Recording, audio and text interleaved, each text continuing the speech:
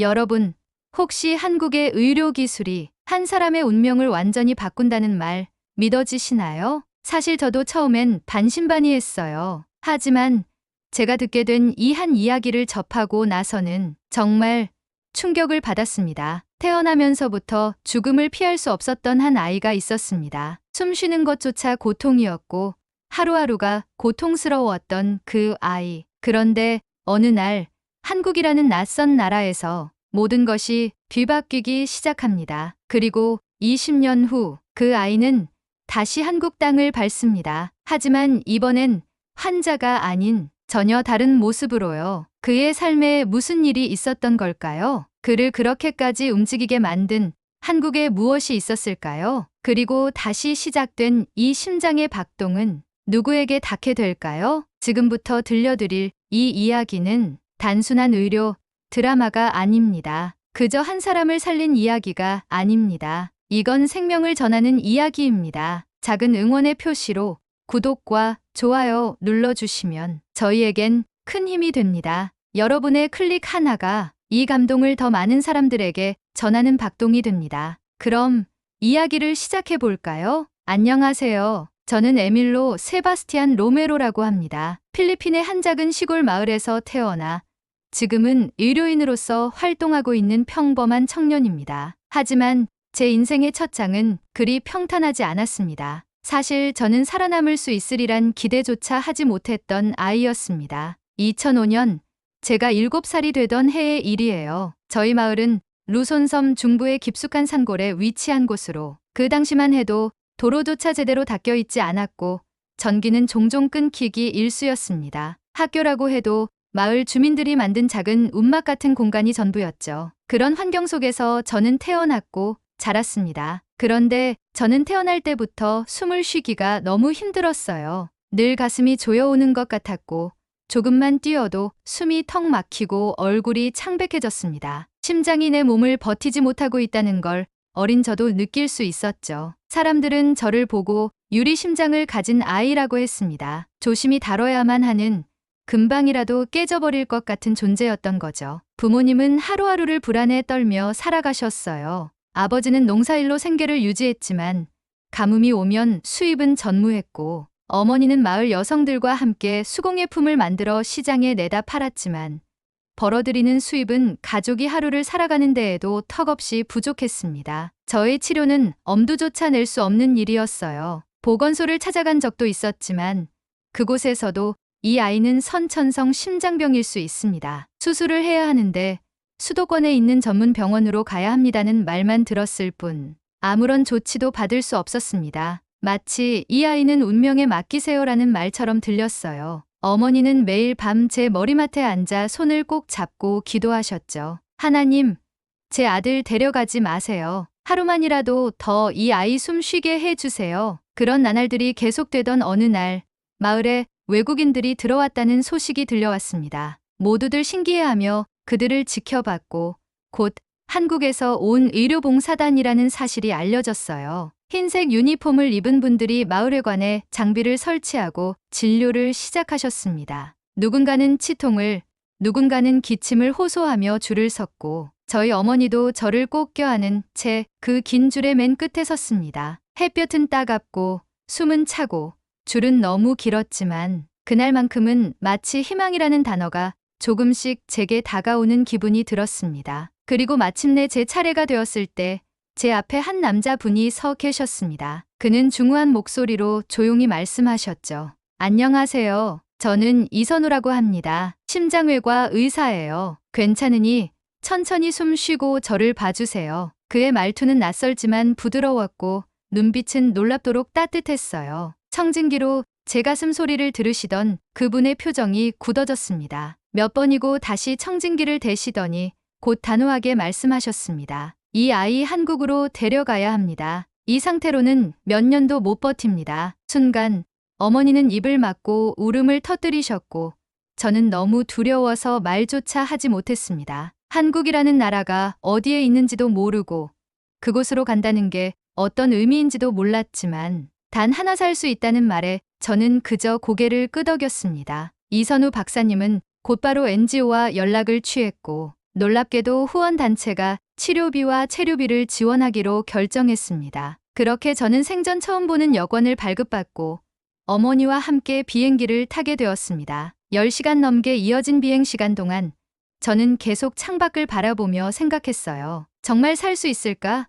저기선 내가 죽지 않고 살아갈 수 있을까? 서울에 도착한 첫날, 겨울의 찬 공기가 제 폐를 찔렀습니다. 숨이 더 차기도 했지만 그곳은 분명히 제게 새로운 삶의 문을 열어주는 곳이었어요. 병원은 깨끗했고 직원들은 모두 바쁘게 움직이면서도 친절했습니다. 그리고 수술 당일 저는 마취가 되기 전까지 이선우 박사님의 손을 꼭 잡고 있었습니다. 괜찮아. 넌 살아날 거야. 반드시. 그 말은 마치 심장 깊은 곳에서 울리는 종소리 같았습니다. 어둠 속으로 스며들기 전 저는 마지막으로 속삭였습니다. 나도 닥터가 되고 싶어요. 그리고 눈을 떴을 때 제 곁에는 어머니가 그리고 저를 살린 이선우 박사님이 계셨습니다. 그 순간 제 인생은 바뀌었습니다. 저는 더 이상 죽음을 기다리는 아이가 아니라 누군가를 살리기 위해 살아가는 사람이 되고 싶었습니다. 서울 중심부 고층 병원 건물의 12층. 창밖으로는 초겨울의 희미한 햇살이 비스듬히 쏟아지고 있었습니다. 날씨는 아직 본격적인 한파전이었지만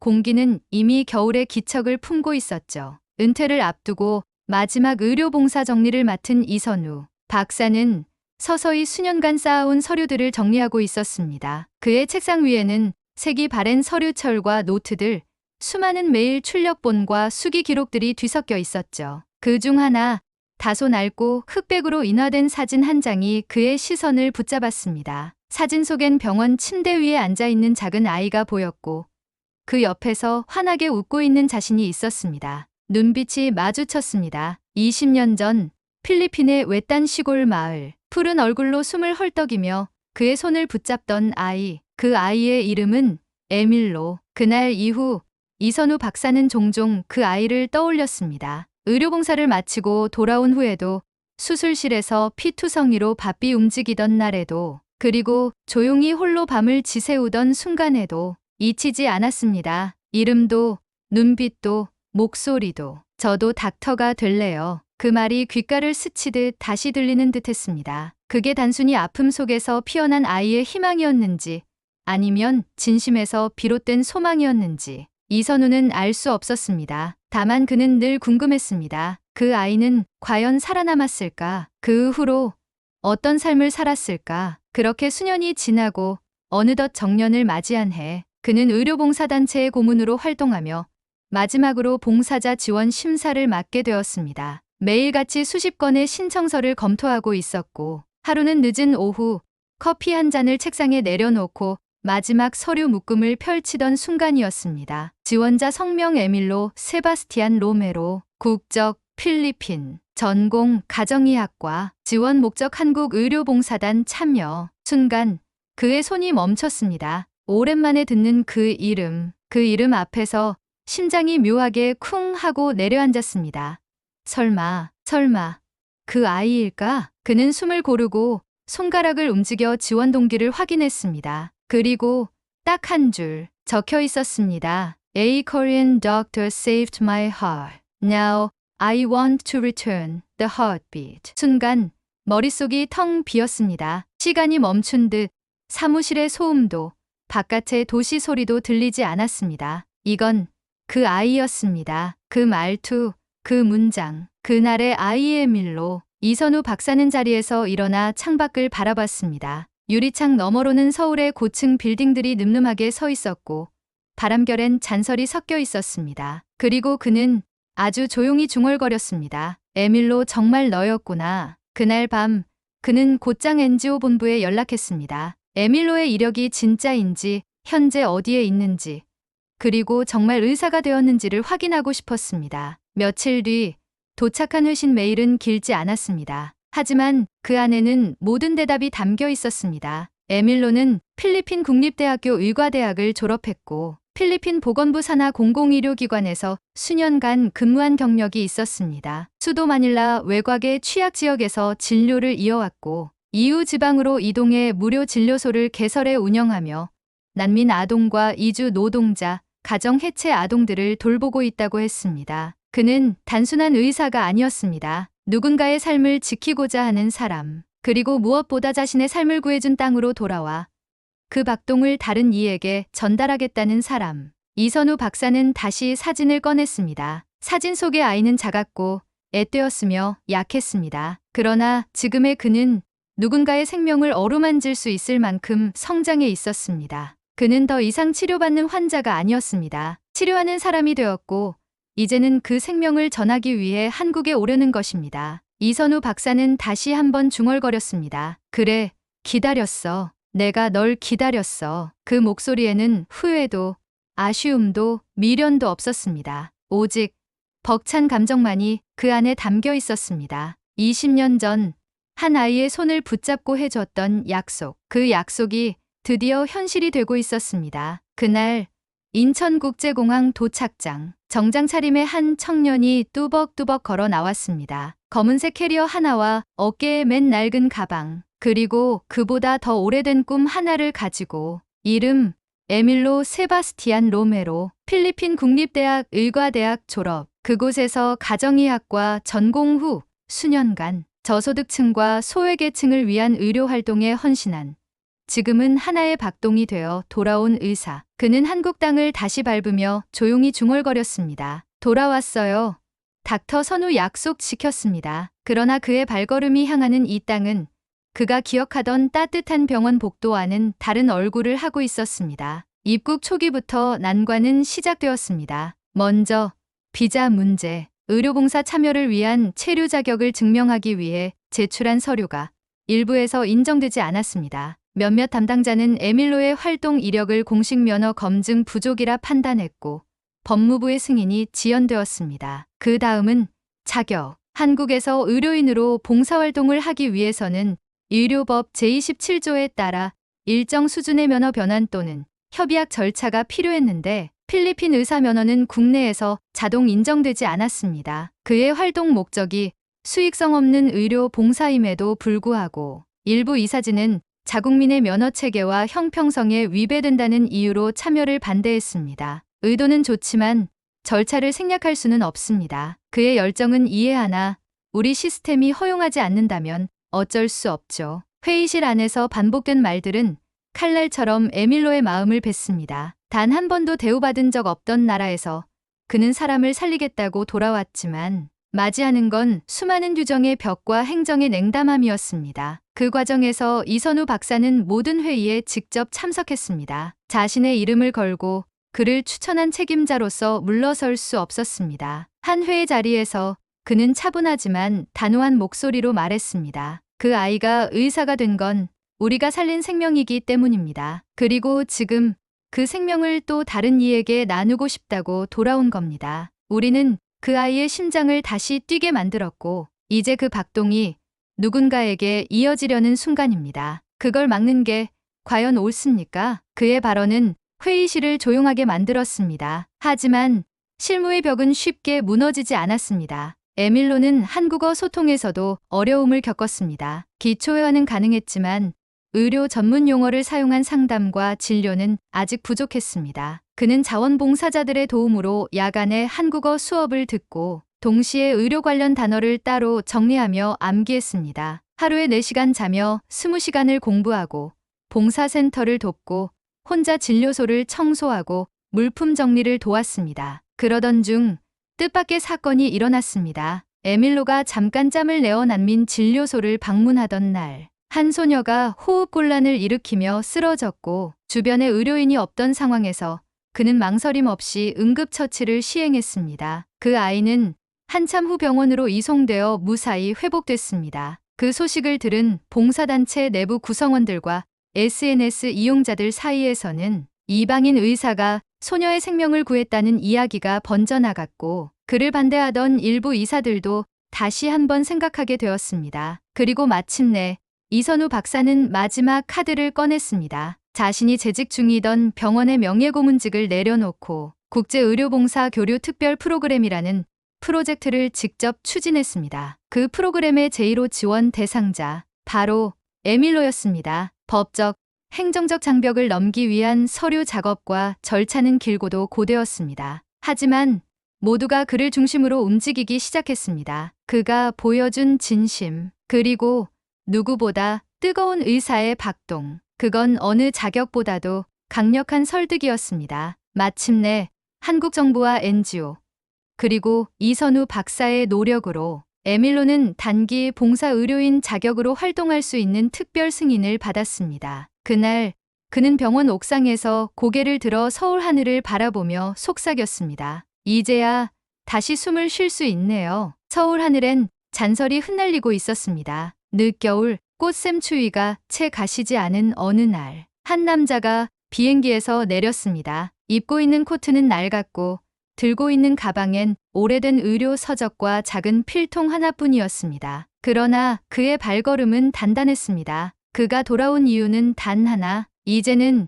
누군가의 심장을 살리기 위해서였습니다. 그의 이름은 에밀로 세바스티안 로메로. 20년 전 한국의 한 병원에서 기적처럼 생명을 되찾은 그 아이가 이제는 환자 대신 청진기를 드는 사람이 되어 그 기적의 땅으로 다시 돌아온 것이었습니다. 인천공항의 자동문이 열리자 차가운 바람이 얼굴을 스쳤습니다. 하지만 그는 그 바람조차 익숙하게 받아들였습니다. 그에게 한국은 낯선 곳이 아니었습니다. 심장이 다시 뛰기 시작했던, 숨을 되찾았던 그 첫걸음의 땅이었기 때문입니다. 공항에서 곧장 향한 곳은 서울생명병원. 20년 전 그가 수술을 받았던 곳. 복도는 그때보다 더 밝아졌고 벽에는 새로운 안내 표지판들이 붙어 있었지만 그는 한눈에 알 수 있었습니다. 그때 자신이 누웠던 병실의 위치, 그때 수술 전 떨리는 손으로 잡았던 따뜻한 손의 기억, 그리고 그 사람, 자신에게 괜찮아,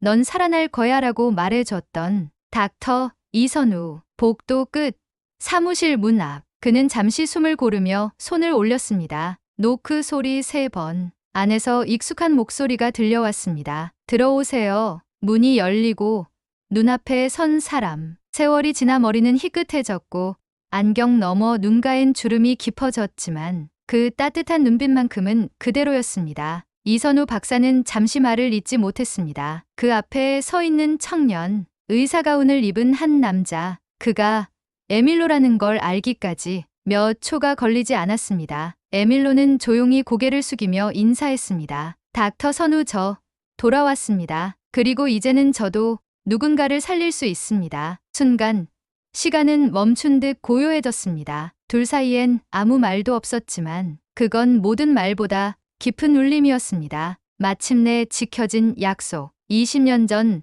수술실에서 시작된 한 문장의 완성. 기다릴게. 내가 진짜 의사가 되는 날을. 그리고 그날은 오늘이었습니다. 그 후 에밀로는 서울 외곽에 위치한 다문화 진료소에 배정되었습니다. 이곳은 언어 장벽, 법적 지위, 재정 문제 등으로 의료 혜택을 받기 어려운 사람들을 위한 장소였습니다. 진료소의 하루는 조용하지만 바빴습니다. 외국인 노동자, 난민 아이, 미등록 이주민, 노숙자들. 그는 그들에게 차트를 들이밀기보단 먼저 눈을 맞췄습니다. 괜찮아요. 천천히 말씀해 주세요. 여기선 누구든 환자이고 모두가 존중받아야 해요. 저도 여러분처럼 이방인이었습니다. 그의 말은 단순한 위로가 아니었습니다. 그는 그들보다 더 깊이 아팠던 사람이었고 그들보다 더 간절하게 살아남고 싶었던 아이였습니다. 그 진료소 한켠, 벽에 걸린 액자 하나, 그 안에는 오래된 흑백 사진이 담겨 있었습니다. 수술 침대 위에 어린 소년과 그 옆에 미소 짓고 앉아 있는 한국 의사. 그 사진은 그의 시작이자 이 진료소의 존재 이유를 설명해주는 하나의 상징이 되었습니다. 한편 은퇴 후 조용한 나날을 보내던 이선우 박사는 정기적으로 진료소를 방문하곤 했습니다. 진료를 보기 위해서가 아니라 그저 한때 생명을 구했던 그 아이가 이제 누군가의 생명을 살리고 있는 모습을 보기 위해서였습니다. 그리고 어느 겨울 아침, 그의 책상 위에 한 통의 편지가 놓여 있었습니다. 흰색 봉투엔 이렇게 적혀 있었습니다. To Dr. Lee Sun-woo from your heartbeat. 조심스럽게 봉투를 열어 편지를 펼치자 한 글자 한 글자 눌러 쓴 손글씨가 눈에 들어왔습니다. 당신이 제게 준 생명. 이제 제가 다른 생명을 지키겠습니다. 매일 진료실에 앉을 때마다 수술대 위에서 제 손을 잡아주셨던 그날을 떠올립니다. 제가 사람을 살릴 수 있게 된 건 당신이 저를 먼저 살려주셨기 때문입니다. 감사합니다. 그리고 살아갈 수 있게 해주셔서 고맙습니다. 에밀로. 편지를 다 읽은 이선우 박사는 잠시 말없이 창밖을 바라봤습니다. 창문 너머로는 눈이 또 다시 내리고 있었습니다. 차가운 듯 보였지만 그 안엔 따뜻한 박동이 있었습니다. 그는 아주 조용히 속으로 중얼거렸습니다. 심장은 지금도 뛰고 있다. 그리고 그 박동은 이제 또 다른 심장으로 이어지고 있었습니다. 생명에서 생명으로, 희망에서 희망으로, 한국에서 그리고 전 세계로. 여러분, 오늘 이야기가 마음에 와닿으셨다면 이 기적 같은 이야기처럼 더 많은 사람들에게 감동을 전할 수 있도록 좋아요와 구독 버튼 잊지 말아 주세요. 여러분의 한 번의 클릭이 또 다른 생명의 박동이 될지도 모릅니다. 지금까지 다시 뛰는 심장이었습니다. 감사합니다.